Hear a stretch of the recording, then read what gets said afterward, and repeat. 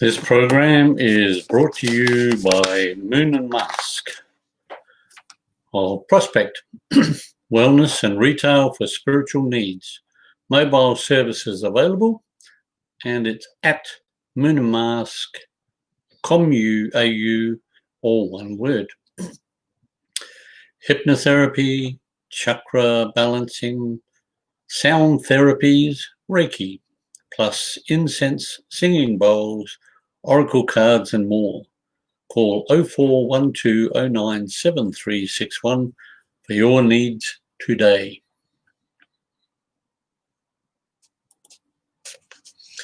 Hello and welcome, good afternoon, to Adelaide Psychic Fair number 9. Today I want to put forward a few questions and see where it leads. How did you get started in spirituality? I know it's a weird question. There is no correct answer for any of this, so it doesn't matter what you say or how you say it. If you're interested in being a guest today, you're quite welcome to type in guest, and you can come on live and have a chat if that's what you want to do. We're more than welcome to do that. How did you get started in spirituality? Well, for me, it was my father, I would say. In my mid-20s, my father had already tried to join the priesthood, become a priest. And he didn't like what was going on in the background, so he basically said, no, I'm not going to do that. And around 15 to 20, I'd say, he said, if you believe that the Bible is the be-all and end-all, then you're not looking at the right place and you should expand your mind. So it was about then that I started looking for the Gospel of Mary and the Gospel of John and Gospel of Thomas and Paul and anybody else that I could find.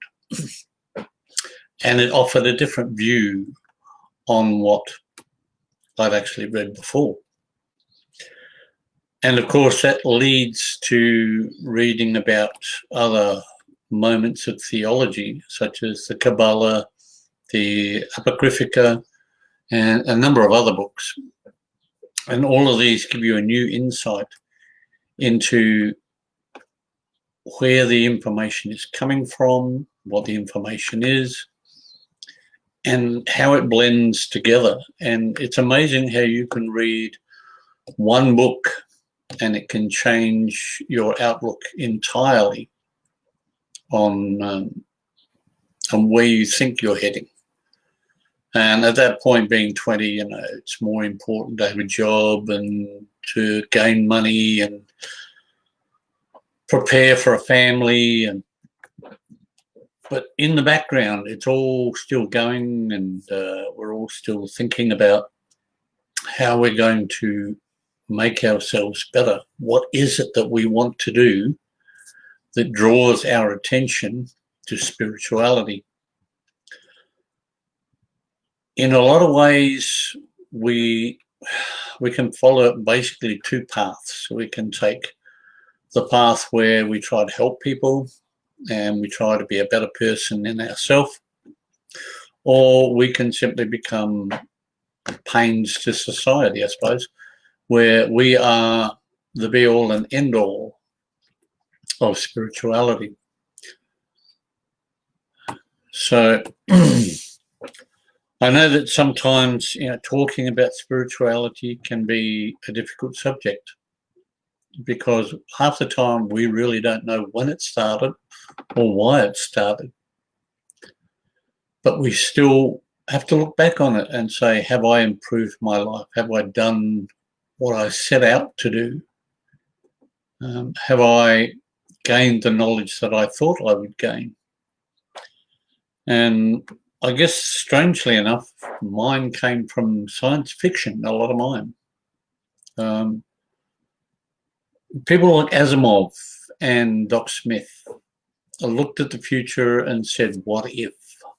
There's the classic example in Doc Smith of a society that is dependent upon drugs or a specific drug, and what would happen if that became the norm. And we look at what's going on in the world today, and there is a lot of different drugs out there, and we are in some cases becoming very dependent on them. Some of them are for health, some of them are for relaxation and recreation, but we are becoming dependent on those drugs as we see them.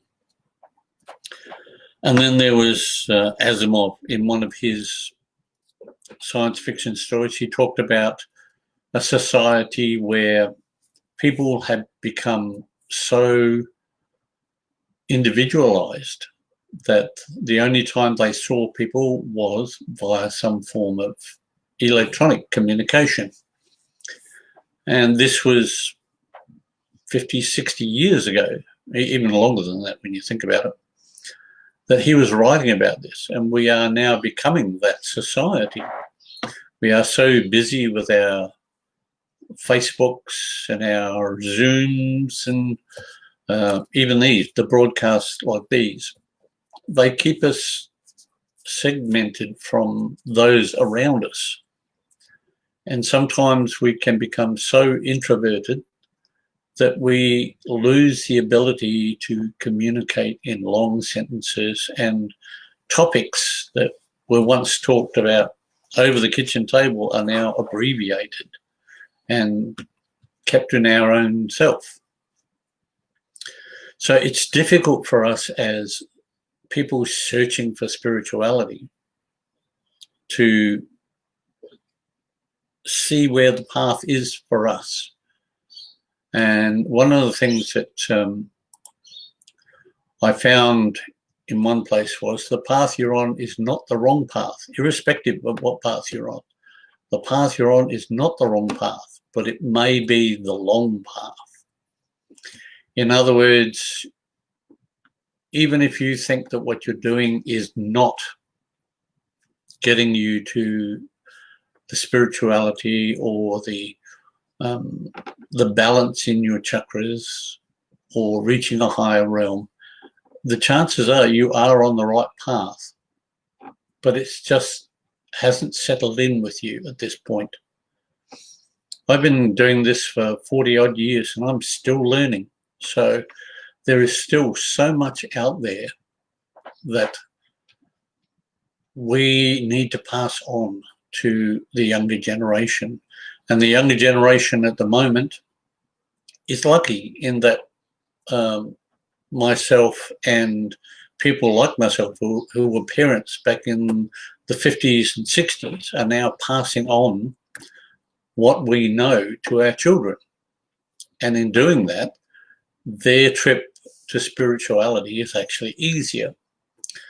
We can help them in their path that they're taking, the books that they should read, the crystals that they might want to use, healing modalities that are now available that were once quite common, that are coming back into the foreground again, such as herbalism, energy healings. One of the things that sort of caught my eye when I was in my 30s was Dr. Usui from Japan, which is when I started learning about Reiki. I didn't do Reiki for a long time after that, but I'd heard about it. And he basically said that if Jesus could heal people, why couldn't he? And I think that's a great attitude to have when you're on the trip to spirituality. It's a case of you've got to look for opportunities where you can see this person did it and this person could see that there was an opportunity to move ahead in their kind of spirituality. It wasn't until much later that I took on Reiki, but initially I took on relaxation.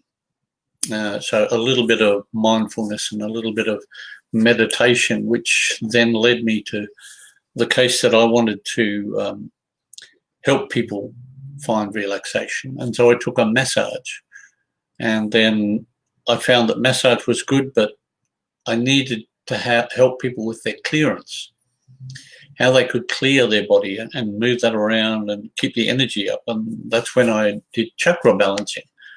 And each of these things leads to something else. Once I'd done that, I realized that people were lacking energy. And so in order to give them energy, I then went into the Reiki aspect of offering Reiki energy to people and helping with their healing. And sometimes this is an emotional healing as well as a physical healing, because Reiki is good for having energy before you go into medical procedures, or boosting your energy if you're going into hospital, or even after hospital. These energies are good. But these led to sound healings. And sound healings are an opportunity to increase the energy for other people. And the question is always, how did you get started? It may be a singular point. It may be that you suddenly woke up one day and said, I'm going in the wrong path. I need to change. What can I do to change where I am at this particular moment? I've been over part of the books that I've read, and some of the things that really helped me in the early stages was even Eckhart Tolle. Now, I love the writings of Eckhart Tolle. They really hit the core of myself when I was reading them. But unfortunately, listening to Eckhart Tolle is not something I can do. I just find his conversations very monochromatic. But then, having read Eckhart Tolle, there are things like the Keys of Enoch and Course in Miracles, as well as the Dead Sea Scrolls. I've read all of these, and each one touches a different point, and each point links to another point. And when you read it in one place, then it sort of hangs in, you question whether that's right or wrong. And then if you read it in the second place, or something similar in the second place, you're more likely to be drawn to that particular fact and want to know where it goes and how it leads there.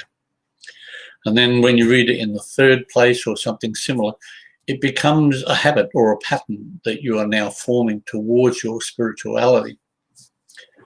Now, of course, in Miracles is, I have not had a lot of luck with the Course in Miracles, in that I start a course in Miracles, and then I get to a certain point, and it's like my mind shuts off and says, no, I'm not ready to go down that path. It just doesn't fit with what I'm doing. And that's all right too.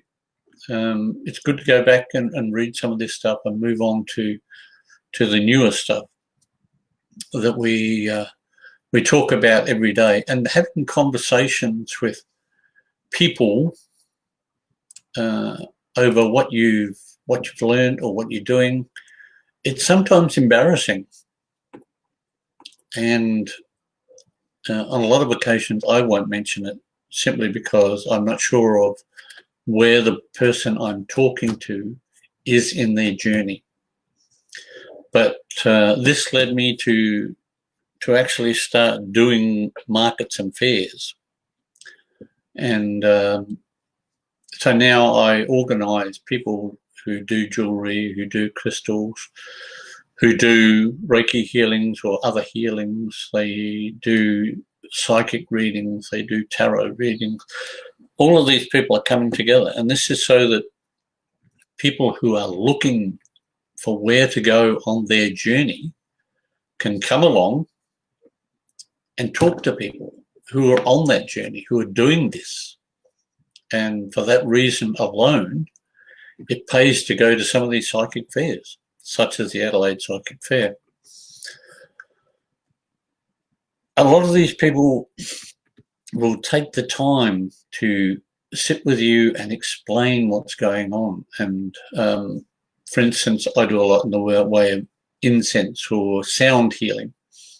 Now, if you stand there and ask me what's good for this or that, I'll have a look and I'll reflect on what other people have said about a particular incense or how they've used metal bowls or crystal bowls in order to do healings.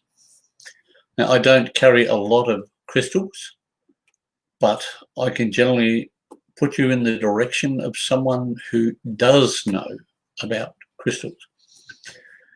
And it always amazes me that some of the people who come in are afraid to ask questions. And the idea to me is if you're going to these fairs and you don't understand something, or you're not sure what something does, then that's what these people are there for. They're there to help you answer those questions and help you on your path, which always comes back to how do you get started in spirituality? How did you as an individual start your journey in spirituality? There's no right, there's no wrong, there's no in-betweens. Just about every book that I pick up, whether it's science fiction or whether it's documentary, it could be part fiction, it could be fact.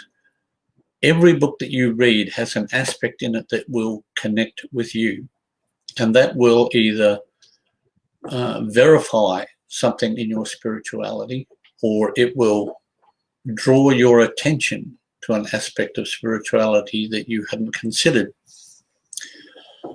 Now, I know that sounds a little bit absurd, that science fiction or something like that could draw you into that particular pattern, but it does, and it will awaken a question, and that question will lead somewhere. Later in my particular form, spirituality, I've begun to connect with a lot of people who do astrology, geomancy, earth-based items. And again, this is a modicum of ways to get in touch with your own spirituality. You might start with going to see somebody about tarot or oracle cards and wanting to connect with somebody that's passed over or want to know what's happening in the future. And that in itself is a form of spirituality. And from that, you might make a connection, and it'll say, your job is going to change. Your outlook on a particular aspect is going to be altered. And each one of these is an aspect that you'll either take on board or you won't take on board. And in doing that, you'll decide the outcome, and this will affect your own spirituality. There is very little known about the actual start of tarot, and there are similar things which have shown up in, for argument's sake, very early in the Chinese history, which has it's a group of bamboo sticks, and each one has a dot or a number of dots, and each one means a certain thing. And that was one of the first ways that I've heard of for people to judge what was going to happen in the future. And then you have people like the Norse and the Vikings who had the runes. Now, at some point, the runes became cards, and that became the tarot. And the tarot has drifted into oracle. There is quite a few people in the past who have been seers, or such as Edgar Cayce, as known as the Sleeping Prophet. If that's of interest to you, you're more than welcome to search out the Sleeping Prophet. I've seen a lot of his work. I've read a lot of his books, And again, that was influential in a portion of spirituality of where I wanted to go. Edgar Cayce had the ability to offer information and healing while he was asleep. He had taught himself basically lucid dreaming and could actually, in some cases, visit the home of the person that he was doing the reading for and tell them where to find the particular items in their house that they needed to use. He also spoke about Atlantis. He spoke about wars. And this was his kind of spirituality. There are people who channel, which I think is amazing. I've never been able to channel in my life. But I appreciate the fact that there are people out there who make a connection with a guide or somebody higher than us. And they find that that spirituality for them is helping others by having readings or information come through them and channeling that information and offering it to others. The hardest part, I think, about a lot of spirituality, especially for psychics, I think, and channelers, is that if you have an inkling of what is coming, your dreams may change,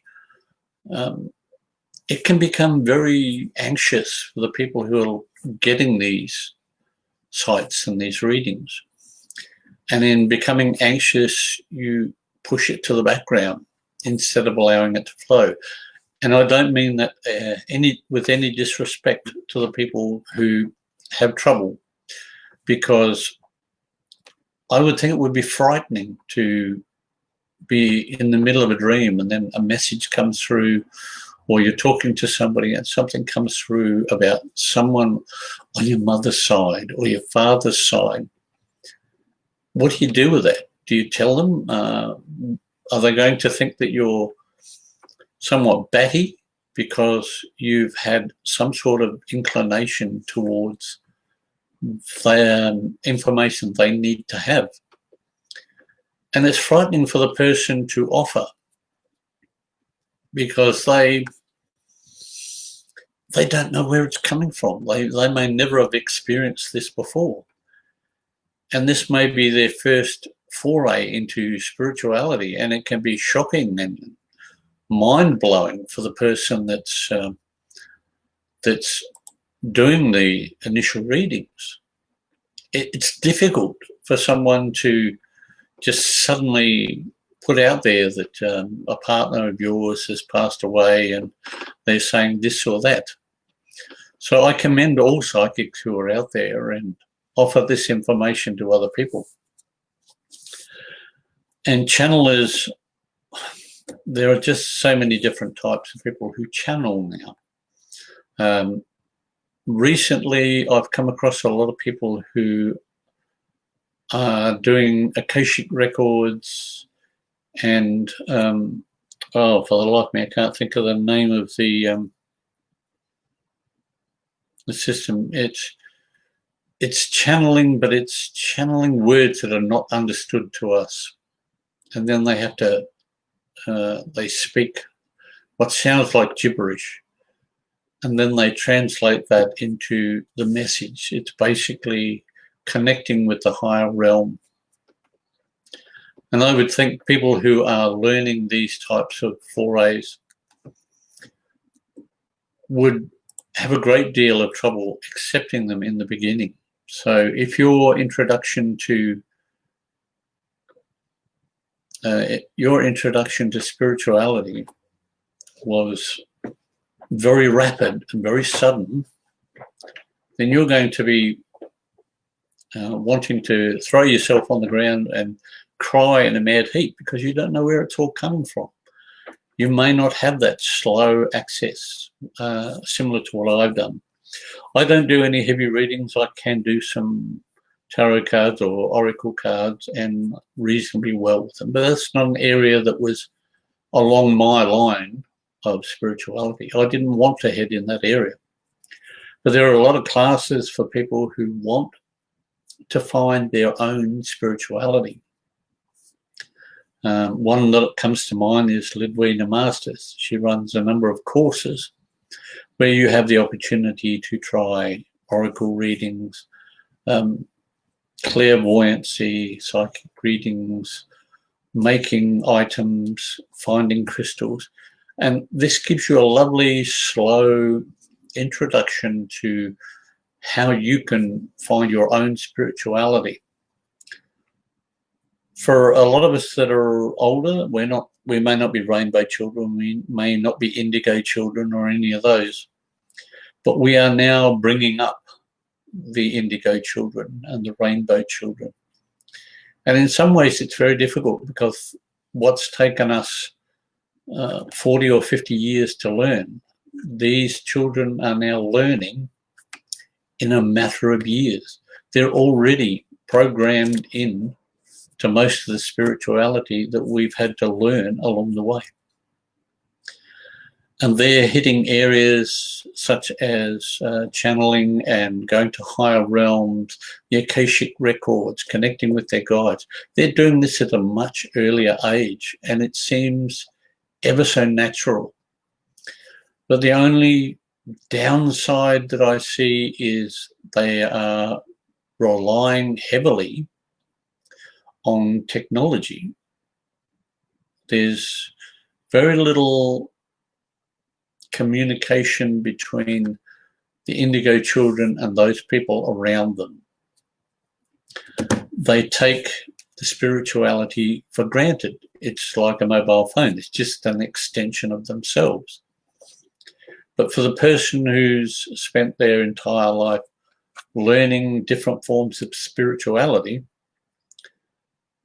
it's difficult to see that kind of sudden acceleration by somebody so young. And you see it all the time in the markets and fairs. They will go around and they will say, oh, I'm in need of this crystal or that crystal. And they may not even know what the crystal does, but they can tell by holding the crystal or touching the crystal that they're in need of it. And that's something that a lot of us have never been able to do. I love crystals, and I know the basic ones such as the obsidians and your rose quartz, your crystal quartz, your cherry quartz, amethyst, the ones that we use on a regular basis. I'm aware of those, but children now will come along and they will pick up a stone and say, oh, this is good for such and such. And they will just feel it in the stone. And it amazes me that they can do this. Especially somebody, I think the youngest I've seen is about 8, who actually knew exactly what he wanted to have in the way of incense, in the way of crystal clearing, in the way of crystals themselves. And I've spent 40 years reaching a stage that an 8-year-old has surpassed me. So it becomes daunting that, especially the older people, we've spent a lifetime learning these traits, and we've passed on what we know to our children, whether it's full knowledge or with just them listening to what we're doing or watching what we're doing. And they have soaked up this information, and their children have now soaked up this information.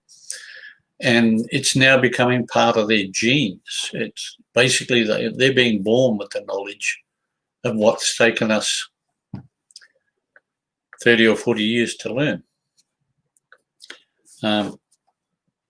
So unless you're actually turned on 100% to what you're doing for spirituality, mindfulness, meditation, crystals, incense, sound healings, therapies, unless you're doing this 100% of the time, your acceleration along the path is not going to be quick.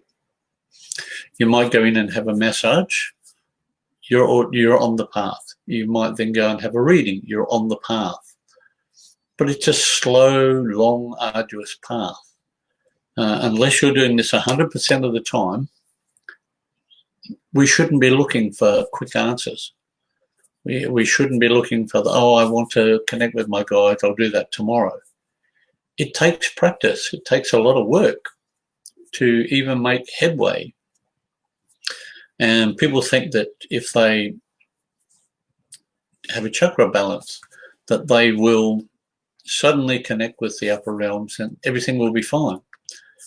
But it's difficult to maintain a balance with the chakras because we are such emotional creatures. We can be upset by anything and that will throw the chakras out. We can eat items that are not good for us and that will throw a different chakra out. We can be upset by loss or by grief or by other emotional aspects and that will throw a different chakra out. So you have to be maintaining these aspects all the time. You have to be trying to balance them. Hey, Frankie, glad to hear from you. Thanks for joining us, and I hope you're doing well. You're recovering, I hope, from your little trip to hospital, and I hope everything is going well for you. Plenty of Reiki and plenty of crystals for you, love. Namaste. If you want to come on live, Frankie, let me know and we'll have a bit of a chinwag and I'll send you a link. As I was saying, there is no short path to spirituality, irrespective of where you start or how you start. The question is always, how did you get started? How many people remember how they got started with spirituality? I'm sure that I started long before I turned 20, but 20 was probably a cusp period where I was able to say, yes, I've now seen or I've now moved in a particular direction towards a form of spirituality that I wanted. I'm not sure about some of the psychics. I've talked to quite a few about these, and for most of them, they started at a very young age. In a few cases, it's been a case of they've had early introduction to energies from other people, but they have turned them off. With a bit of anxiety and a bit of stress, they've turned them off and then come back later, gradually coming back until it became a natural phenomenon. And I like to go to psychics and readers mainly to see what they're going to tell me. Am I going to connect with a loved one that's passed? Am I going to get a reading about my future? I don't go in with preconceived ideas, mainly because I think that's wrong. If you go in with a preconceived idea, you may not get the information you want. If you want to go in and ask about whether you're going to get a new job next week, and what you really need to know is that there is a problem ahead that has nothing to do with your job, and you need to be more conscious and aware of that. You don't know if you go in asking for a particular thing. Excuse me. There are so many different varieties of people doing spiritual aspects that we forget that the average Joe in the street may never want to go that far along the line of spirituality. But if you have questions, then you need to go to the fairs and the markets that are psychic based. Spiritual and wellness fairs, the Adelaide Psychic Fair, Body, Mind, Spirit, Enlightened Adelaide. These are all places where you can find a variety of people who are on their own spiritual path. And if you're interested in crystals, go and talk to somebody that has crystals on the deck. Talk to them about what these crystals do. How do they work? What influences do they have upon me? If you're interested in energy work, there is 15, 20 different varieties of energy workers out there. It could be light energy, it could be color energy, it could be Reiki, it could be 7 rays, golden light. There are so many aspects to look at if you're interested in that aspect of your spirituality. If you want to learn how to read the cards, it's amazing how many people who start off reading the cards just for their own availability and their own insight into what's coming up, that later on begin to get connections. They will get inspiration, they will get insight. They'll pick a particular card and what would normally come out as something for one person will suddenly become something different for another person. They won't know why, but they'll get insight into those cards and how they relate to the person that's in front of them. And this suddenly becomes their journey in spirituality. And even the term spirituality, it's such a broad spectrum of where it goes and what it is. There is no clearly defined aspect that you can poke at and say, that is spirituality. It has so many facets and so many points of interest that even if I was alive for the next 200 years, I'd probably never reach all of the aspects. When you look at it, veganism is one aspect of spirituality, because we're learning to connect with the earth. We're connecting with the items that we're putting into our body. We're learning herbalism from using plants. These are all aspects of one form of spirituality. Paganism, it always interests me that people call it paganism. It was around long before any of the stuff that we know today, the Bible, the Quran, the Keys of Enoch, or any of those books. They were available from year 0 and probably a couple of 100 years before. If we believe the Torah, it was probably 400 to 500 years before the known Bible as we know it. And before that, there was paganism. And this is people who relied upon the moon for planting, herbs for healing, trees to tell us when things were going to change, and stones and geomancy. These all go back before that again.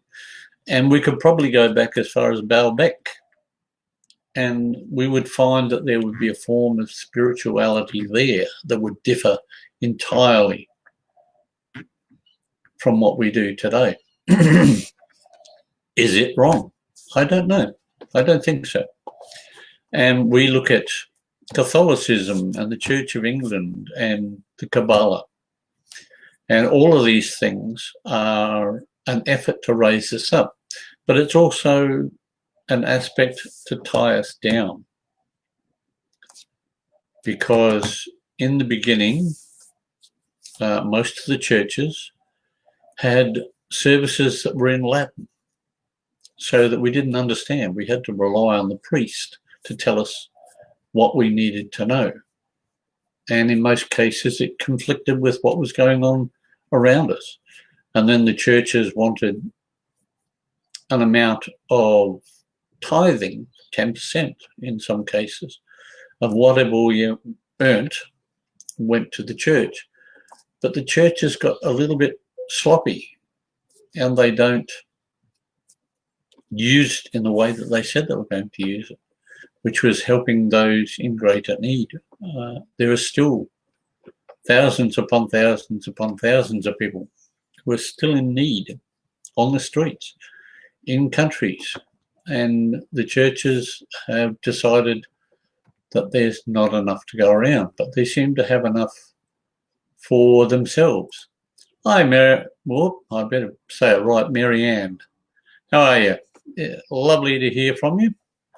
I'm discussing spirituality, and I'm going to ask, where or how did you get started in spirituality? I have been looking at many of the aspects of spirituality that affect all of us. And I've just got around to, probably I'm going to upset a lot of people, and that is to say that a lot of the churches use us. They offer us one thing and they tell us not to sin and not to do this and not to do that, when they themselves have not cleaned up their own house.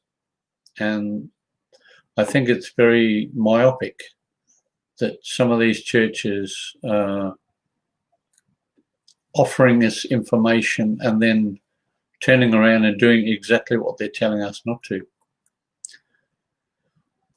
So that form of spirituality is difficult to sort of hold up. We've found that there are a lot of people who have a terrible outlook. They may be pedophiles, they may be simply disgruntled people.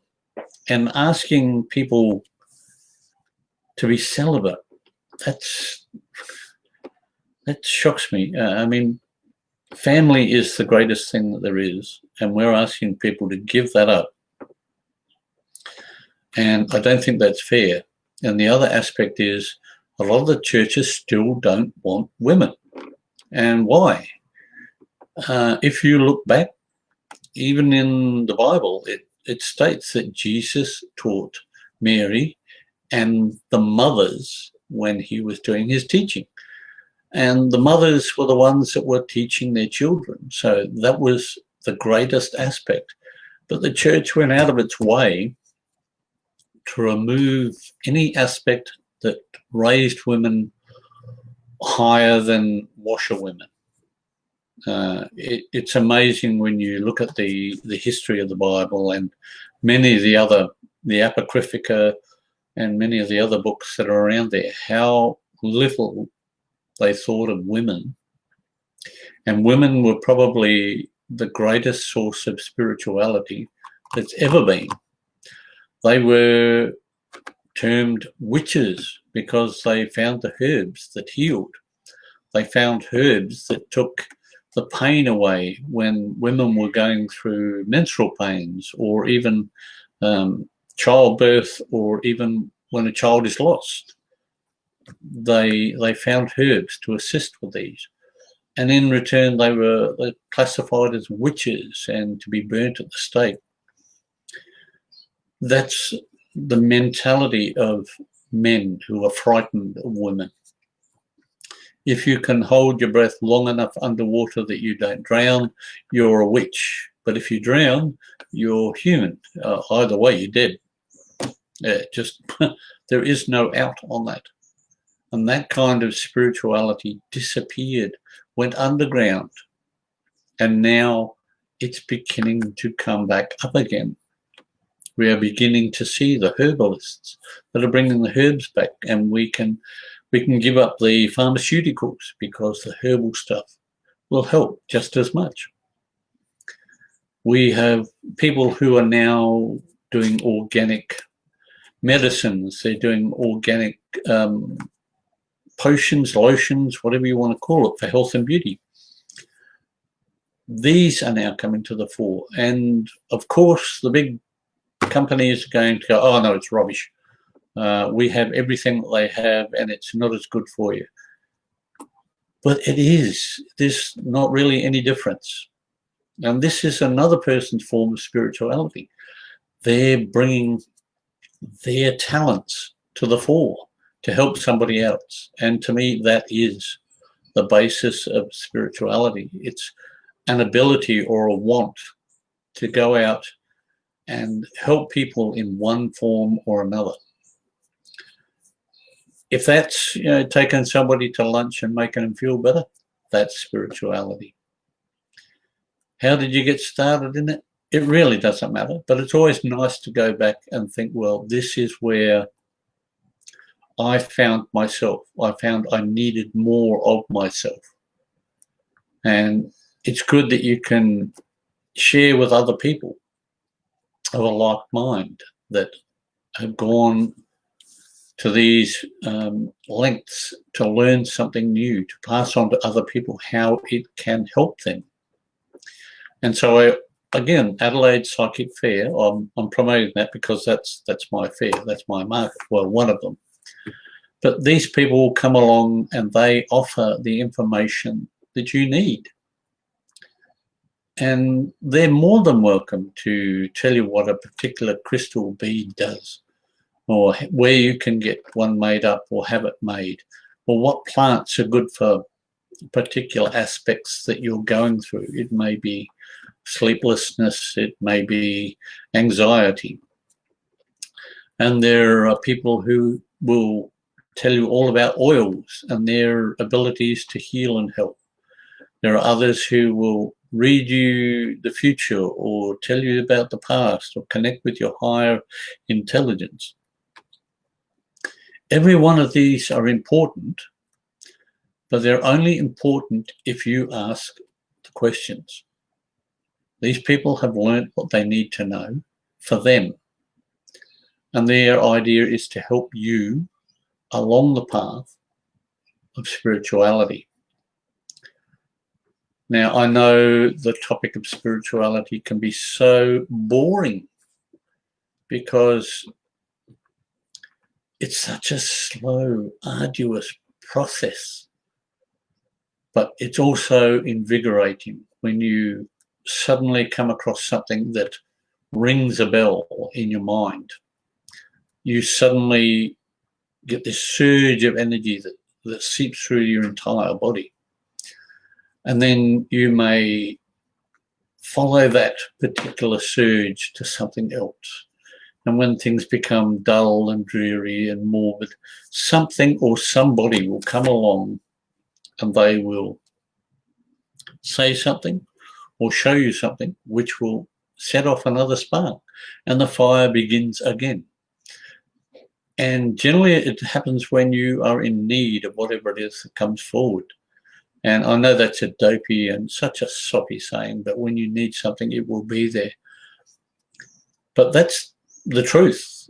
There's been a lot of time where I'm promoting something and I'll think, oh my God, I'm sick of promoting this. But somebody will ask a question or somebody will offer something and it will renew that aspect in me or in others to go and have a look at something new, to go on a course, to go away to a specific place and just enjoy nature. Sometimes we forget that nature is probably the greatest healer and the greatest teacher that we have around us. You can go anywhere. It could be the most silent place or it can be the most noisy place in nature, but it's always calming. It's always sets the body to relaxation. And that in itself is a form of spirituality because we're connecting, we're rooting ourselves in nature. It doesn't matter when you started. It doesn't matter where you started. It only matters that you have started. And I think even some of the criminals that we hear about, for argument's sake, the movie, The Birdman of Alcatraz. Now, he was in his own life a terrible man. But he became the Birdman. He connected with the birds and with nature. And that in turn managed to change his outlook on his incarceration. Yeah, he probably knew he wasn't ever going to get out, but he had to come to terms with that situation. And he had to understand what he needed to do for himself to find that balance, to find that spirituality that would allow him to move through that incarceration without losing his mind. And there are a lot of people who really do go crazy in jail because they never seem to find that aspect for themselves that will allow them to get through it. And the other unfortunate part is that our incarceration systems are so overcrowded that there's not a lot of thought given to the people who are not going to get out. How do they find the balance to their lives because they're not going to get out? Everybody wants to see the appeal process, and they want to be granted at some point to be able to get out into life again. But if they're in there for such a long time, even if they get out, they're not going to fit in anymore. They've lost that aspect, and hopefully they've gained a more calm and spiritual aspect of themselves that they can transition, even though they may never fit entirely into the social system as we know it now. And for a lot of these people, technology is moving so fast that they've got left behind. They will never in their life understand half the things that are going on in the world. They may be teaching computer sciences in the jails, but a lot of people who are older, in their 70s and 80s, the transition with computers has been so rapid that they just can't keep up. And in fact, some of the children that are coming through now, things are progressing so quickly with apps and with programs that even they are having difficulty keeping up, because the essence of ourselves is lost in the computers. We spend so much time on them that we don't find an inner balance. We don't go out in the backyard and play games or build things or just talk to our neighbours. Even that in itself is a form of spirituality that we are now overlooking. And I've probably bored you all to death, and I'm sorry if that's what happened, but we will continue to bring people on, and we will hopefully be starting up the fairs and markets again, and you'll be able to come along and see these people, and hopefully you'll watch this in replay and you'll be able to bring your questions along to the markets and talk to these people. As I say, don't be afraid to ask. If you don't ask, you will never understand where your spirituality can lead you. So I'm going to finish off. I'm getting hoarse and thoroughly dry in the throat, and I don't have any water with me, so I'm going to just finish off with an advert and leave you with that. I hope that you have a brilliant weekend, and I hope to catch up with you in the near future. Namaste. Have a good weekend. And this program was brought to you by Moon and Mask, where relaxation is our business. Singing bowls, incense and holders, smudge items, tarot cards, backflow products, chakra balancing, hypnotherapy, Reiki healing, sound healings and relaxation massage. contact them on roy@menonmars.com.au or 0412097361 for your mobile service if you need it.